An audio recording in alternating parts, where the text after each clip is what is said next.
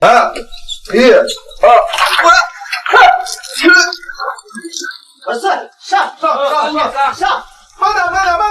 河北曲阳村民在自家园中的枯树根下挖出一座埋葬800年的南宋古墓，古墓外形奇特，是由砖石累积而成，有明显的南宋風格。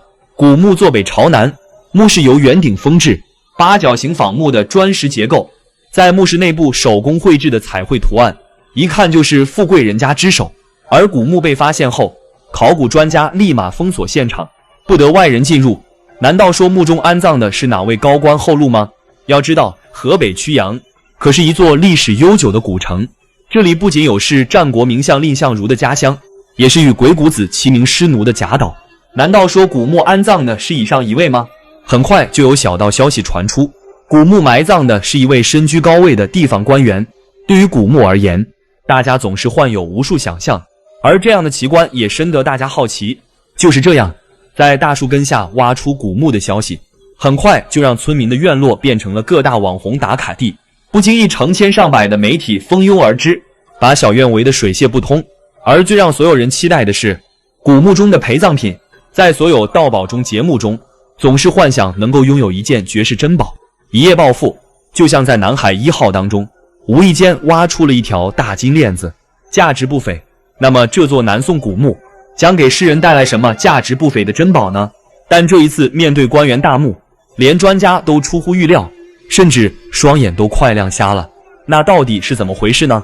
河北村民李老漢準備在自家院子裡挖一個地窖儲存豐收1年的蘋果，可鋤頭咣當一聲脆響，像是挖到了硬塊。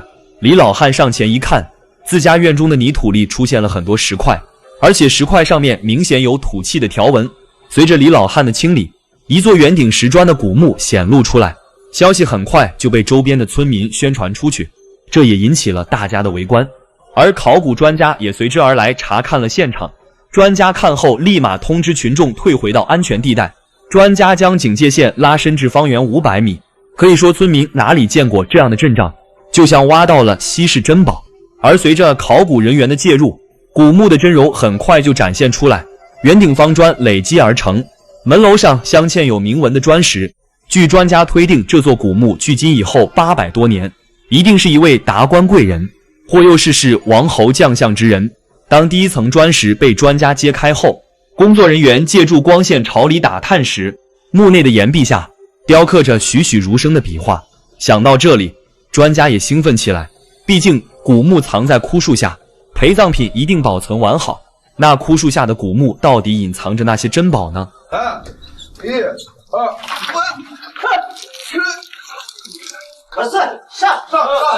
上！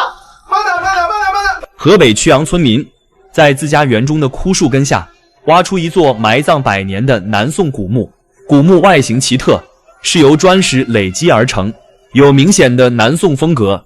古墓坐北朝南，墓室由圓頂封制，八角形仿木的磚石結構，在墓室內部手工繪制的彩繪圖案，一看就是富貴人家之手。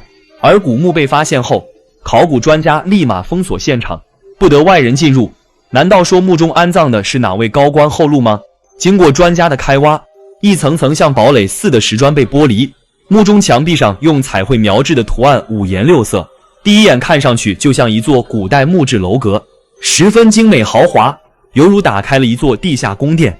但光線陰暗的遠處，卻又像是通往另一個世界的大門，這不免讓專家欣喜若狂。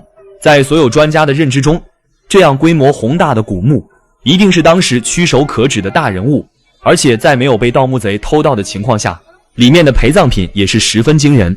對於我國考古歷史而言，不單單是出土的文物價值，還有就是通過對古墓的挖掘，可以了解到曾經的文明，和對研究实物以研究古代社會歷史的一門科學。曾經我國從秦始皇的兵馬俑和馬王推漢墓的研究，就能填補中國歷史上一個又一個不完美的空缺，充分了解墓主人生前的故事與時代發展脈絡。而眼前這座南宋的石磚墓，也預示着更加了解我國南宋時期發展歷程。而當專家進入墓穴時，一個驚人的發現讓專家涼了半截。萬萬沒想到，墓中只有一個大坑，並沒有棺椁，大坑中心只有一具慘白的屍骨。肉身已經腐敗，沒了蹤影，沒有任何陪葬品，只有一隻發白的瓷碗特別引人注目。這可跟先前的想象截然不同。可以說，如此豪華的墓葬不應該沒有陪葬品。難道說是墓主人跟後人開玩笑嗎？為了一探究竟，考古人員繼續向大墓挖掘。果然不出所料，考古人員又在古墓附近找到了另一處封土。1、2、3、4，上！慢点！河北曲陽村民在自家園中的枯樹根下挖出一座埋葬100年的南宋古墓。古墓外形奇特，是由磚石累積而成，有明顯的南宋風格。古墓坐北朝南，墓室由圆頂封制，八角形仿木的磚石結構，在墓室內部手工繪制的彩繪圖案，一看就是富貴人家之手。而古墓被發現後，考古專家立馬封鎖現場，不得外人进入。難道說墓中安葬的是哪位高官厚祿嗎？經過專家的認定，原來墓主人剛才的墓葬只是一具遺冢，所有人的目光又集聚在封土上。早在南宋时期，我國第一清官包大人，他在死後曾经就從家中抬出20多具棺木，向四面八方出發，就是防止後人挖墳掘墓或遭到仇家的報復。這也是南宋典型的喪葬風格。難道說這位墓主人同樣也使用了上面的方法？當發現另一處封土，專家立馬擴大探索範圍。但讓專家失望的是，其他封土下的棺椁也並非是那位古墓的一种，他們都屬於是一個大家庭的墓葬群。所有古墓都屬於南宋墓葬。經過專家認真確認，認定古墓可能是回遷墓，就是說這座古墓是後人從其他地方重新埋葬的，所以古墓內沒有任何有價值的文物，更別說考古價值。